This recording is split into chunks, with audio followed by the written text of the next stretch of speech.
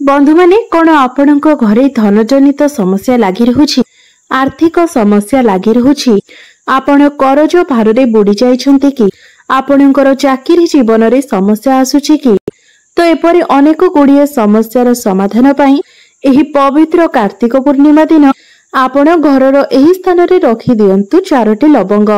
देखिबे केवल गोटिए मास भितर ही आपणकर ए सब समस्यार समाधान हेबाको लागिबो एवं एही पवित्र कार्तिक पूर्णिमा दिन आपण माने करिनियंतु एही 4टी लवंगर प्राचीन कालर एही महा उपाय। आपणको जीवन रे चलिथिबा समस्त दुख कष्टरो आपणको तुरंत ही मिलिजिबो मुक्ति। भगवान श्री विष्णु एवं माँ लक्ष्मी को कृपारु ना केवल हेबो आपणको गृहरे धनर वर्षा बरं आपण मध्य बनि जाई पारंती कोटिपति। खुशी रे भरी जिवो आपणकर घर।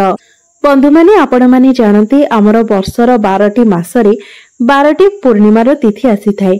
तेबे ता मध्यरु कार्तिक पूर्णिमार तिथिटी अत्यंत खास होई थाए एवं विशेष होई थाए। 12टी जाक पूर्णिमा मध्यरु कार्तिक पूर्णिमाटी को एक स्वतंत्र महत्व प्रदान करा जाय थाए, कारण एही दिन भगवान श्री विष्णु एवं माँ लक्ष्मी को सहित एही दिन शिव शंकर को पूजा करिवार मध्य एक विशेष महत्व रही थाए। तेणु एही दिनटी अत्यंत खास होई थाए, जहा फल आपण एही दिन करिथिबा पूजा पाठ एवं उपायर शुभफल आपणको तुरंत ही प्राप्ति होई थाए। प्रत्येक वर्षर कार्तिक मासर पूर्णिमा तिथि को कार्तिक पूर्णिमा भाबरे आमे जानि थाओ एवं एही कार्तिक पूर्णिमार तिथिटी को विशेष लाभकारी एवं शुभकारी बोली माना जाय थाए। एही दिन आपण व्रत किंबा उपवास रखिबा द्वारा एवं एही दिन विशेष रीति रे आपण श्री विष्णु माँ लक्ष्मी एवं माँ तुलसींकर विशेष रीति रे पूजार्चना करिबा द्वारा आपणको अनेक गुणा अधिक शुभ फल प्राप्ति होई थाए। आपण जदि प्रत्येक अमावास्या एवं पूर्णिमा तिथि रे दुखी दरिद्र व्यक्ति माननकु सहाय्य करंती तो आपणको अनेक पुण्य फलर प्राप्ति होई थाए, अनेक पापर मध्य आपणको मुक्ति मिली थाए। एही दिन स्नान दान इत्यादि करिबा द्वारा आपणको अनेक शुभ फल मिली थाए। एही दिन पवित्र नदी रे स्नान करिबार मध्य विशेष महत्व रही थाए। तेबे एही दिन जदि आपण विशेष रीति रे पूजार्चना करि पारु नाहंती, दान करि पारु नाहंती किंबा पवित्र नदी रे जाई स्नान करि पारु नाहंती, तेबे एही दिन लवंगर एही छोट उपायटी को आपण निश्चित पालन करंतु। एही उपायटी को पालन करिबा द्वारा आपनको साक्षात माँ लक्ष्मी एवं स्वयं भगवान श्री विष्णुकर आशीर्वाद प्राप्त हेबो। आपनको जीवन रे केबे भी धनर कमी हेबो नाही। आपनको जीवन रे धन आसीबार समस्त मार्ग गुड़िक खोली जिवो। माँ लक्ष्मी एवं भगवान श्री विष्णुको कृपारु आपणको घरर एवं घरर सदस्य मानकर उत्तरोत्तर उन्नति हेबो। एहा सहित आपणकर भाग्य मध्य चमकी उठिबो। आपण जो भी कार्य आरंभ करिवे सेथिरे निश्चित रूप रे आपणको सफलता मिलिबो। तो एबे आपण निश्चित रूप रे भाबुथिबे जे लवंगर केवल ही छोट उपाय द्वारा किपरि आपणको भगवान श्री विष्णु एवं माँ लक्ष्मीकर आशीर्वाद प्राप्ति होई पारिबो। लवंगर उपाय करी आपणकर भाग्य किपरि चमकी उठिबो। तो बंधु माने आपण माने जानि रखिबा उचित जे ए जे लवंग रही थाए सेथिरे माँ लक्ष्मीकर दिव्य शक्ति गुड़िकर वास होई थाए एवं जदि भगवान श्री विष्णु एवं माँ लक्ष्मीकर पूजा रे लवंगर व्यवहार करा जाय तो सेही पूजा तुरंत ही सिद्ध होई थाए। एवं जदि आपण पूर्णिमार राति रे 4टी लवंगर एही प्राचीन कालर महा उपायटी को पालन करि नेउछन्ती, जहा आजिर एही वीडियो रे मो आपण माननकु कहिबाकु जाउछि। एही उपायटी द्वारा संपूर्ण वर्ष सारा आपणकर भाग्य आपणकर साथ देबो। एही संपूर्ण वर्षटी रे आपणक जीवन रे आर्थिक समस्या देखा देबो नाही, आपणकु धनर अभाव हेबो नाही। तेबे बंधु माने सेथि पय आपण माने वीडियोटी को स्किप न करी शेष पर्यंत निश्चय देखंतु एवं वीडियोटी को लाइक करे चैनल टी को सब्सक्राइब करि दियंतु एवं कमेंट बॉक्स रे भक्ति एवं श्रद्धार सहित जय श्री विष्णु जय माँ लक्ष्मी निश्चय लिखंतु। तेबे बंधु माने प्रथम उपायटी हेउची शुक्र ग्रह को कुंडली रे मजबूत बनाइबार महा उपाय। बंधु माने शुक्र हेउछंती धन एवं ऐश्वर्यर कारक ग्रह। जो व्यक्तिर कुंडली रे शुक्र मजबूत स्थिति रे थांती सेही व्यक्ति जीवन रे धनजनित जहा भी निर्णय नै थांती सेथिरे तांको लाभ ही लाभ मिली थाए। जो ग्रह जो व्यक्ति को शुक्र ग्रहंकर साथ मिली थाए सही व्यक्ति समाज रे एक धनी व्यक्ति भावरे परिगणित होइथांती। मात्र जो व्यक्ति कुंडली रे शुक्र ग्रह दुर्बल स्थिति रे रहिथांती सही व्यक्ति तांको जीवन रे सर्वदा धनजनित समस्यार सामना करिथांती। जीवन रे तांको सर्वदा आर्थिक संकट दे गति करबाको पड़िथाए। तेणु आपण जदि चाहुछंती आपनको शुक्र ग्रहंकर साथ मिलू, आपनको कुंडली रे शुक्र ग्रहंकर स्थिति मजबूत हेउ, आपणक जीवन रे जो धन आसुची सेथिरे वृद्धि हेउ, तेबे आपण माने एही 15 नवेम्बर अर्थात कार्तिक पूर्णिमा राति रे आपण एक पित्तलर पात्र नियंतु। सेथिरे आपण 4टी लवंग रखि दियंतु। तापरे सेही पात्रटी को नेकी आपण निज छात उपरे रखि दियंतु। केवल एतिकी मात्र उपाय आपण करि दियंतु एवं 16 नवेम्बर सकाळु आपण ब्रह्म मुहूर्त उठी निजर स्नान कार्य समापन करि नियंतु। तापरे आपण जाई सेही पात्रटी को नै आसंतु एवं सेही 3टी लवंग को गोटी लाल कपड़ा रे आपण बांधी दे निजर धन रखुतिबा स्थान रे रखि दियंतु, किबा आपण चाहिले आपणको पर्स रे मध्य ताको रखि पारिबे।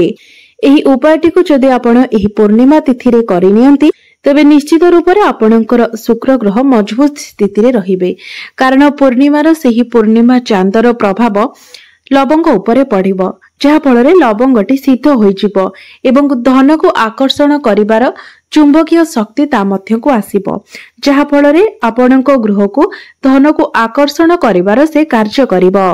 एही लवंगटी अभिमंत्रित हो जाय थाए, जहा फल रे एहा आपणको कुंडली रे शुक्र ग्रह को मजबूत बनाइबार मध्य कार्य करिथाए एवं आपणको जीवन रे धन संबंधित जहा भी समस्या थि ताहा मध्य दूर होइजिबो एवं संपूर्ण वर्षटी रे आपणको धनर कमी मध्य हेबो नाही। द्वितीय उपायटी हेउछि भाग्यर साथ पाइबार महा उपाय।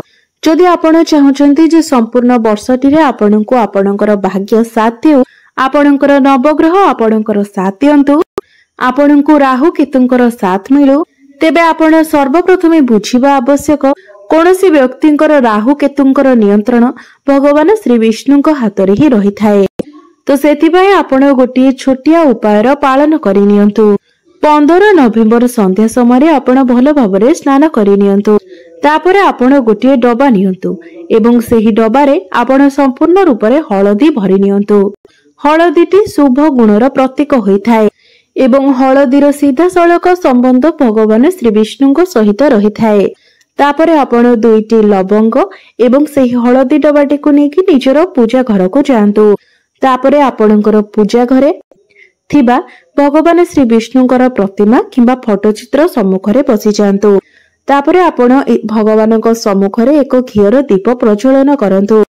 तापरे सेही 2टी लवंग एवं हळदी डबाटी को निज हाथ रे धरी भगवान श्री विष्णुଙ୍କର बीज मंत्र को 11 थर जप करंतु। बीज मंत्रटी हेउछि ओम नमो भगवते वासुदेवाय नमः। तेबे एही बीज मंत्र को आपण 11 थर जप करि सारिबा परे सेही 2टी लवंग को आपण हळदी डबा भितरे रखि दियंतु। तापरे डबाटी को बंद करि नै आपणकर बेडरूम रे सेही डबाटी को रखि दियंतु। केवल एतिकी उपाय जदि आपण एही कार्तिक पूर्णिमा दिन करि नेउछंती तो आपण परिलक्षित करिबे जे एही संपूर्ण वर्षटी रे आपणकर भाग्य आपणकर साथ देबो। भगवान श्री विष्णुଙ୍କର कृपा आपणक उपरे बनी रहिबो। आपणक गृहर उन्नति हेबो।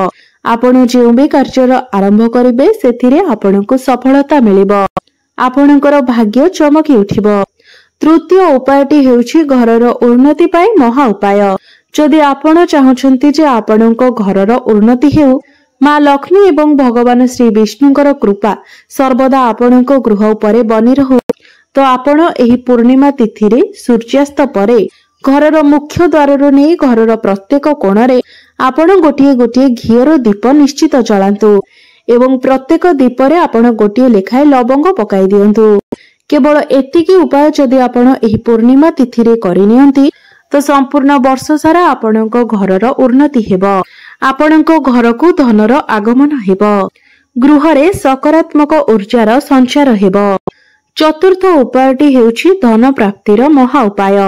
जदि आपण चाहुचंती संपूर्ण वर्षटी रे आपणक गृह रे धनर वर्षा हेउ, मां लक्ष्मीक कृपारु आपणक गृह को अनेक स्रोतरु धनर आगमन हेउ, पूरा वर्ष आपणक गृह को धन आसु, तो आपण एही पवित्र पूर्णिमा तिथि रे 15 नवेम्बर संध्या को आपण स्नान करिनियंतु। तापरे आपण एक लाल रंगर वस्त्र परिधान करंतु एवं निजर पूजा घर को जांतु। आपणको पूजा घरे आपण मां लक्ष्मीकर जदि प्रतिमा किंबा फोटोचित्र रखिजंती सेही प्रतिमा किंबा फोटोचित्र सम्मुखरे आपण बसी जांतु। तापरे आपण एक शुद्ध घियर दीप जालंतु। एहा परे मां लक्ष्मीक सम्मुखरे आपण एक लाल रंगर कपड़ा बिछाई दियंतु एवं सेही कपड़ा उपरे 4टी लवंग 3टी कर्पूर खंड एवं 1 मुठा धनिया रखंतु। तापरे एहाको बांधी आपण एक पुटुली बनाई दियंतु। तापरे सेही पुटुलीटी को आपणकर हाथ रे धरी मां लक्ष्मीकर बीज मंत्र आपण 11 थर जप करंतु। 11 थर एथिपाई कारण 11 अंकटी मां लक्ष्मीकर अत्यंत प्रिय होइथाय। एहा सहित श्री विष्णुकर मध्य एही 11 अंकटी अत्यंत प्रिय होइथाय। बीज मंत्रटी हेउछि ओम महालक्ष्मी नमः। तेबे एही मंत्रटी को आपण 11 थर जप करंतु। एहा परे जे पुटुलीटी को आपण हाथ रे धरिछंती ताकू नेकी आपण निज धन रखुथिबा स्थान रे रखि दियंतु। जदि केवल एतिकी उपाय आपणको मूल्यवान समय काढ़ी कि आपण एही पूर्णिमा तिथि रे करि नेउछंती तो एही पुटुलीटी अभिमंत्रित होई जाय थाए, जहा आपणको जीवन रे धन को आकर्षण करिवार कार्य करिवो। आपणको जीवन रे धनर वर्षा हेबो। संपूर्ण वर्षटी रे केबे भी आपणको गृह रे धनर कमी हेबो नाही।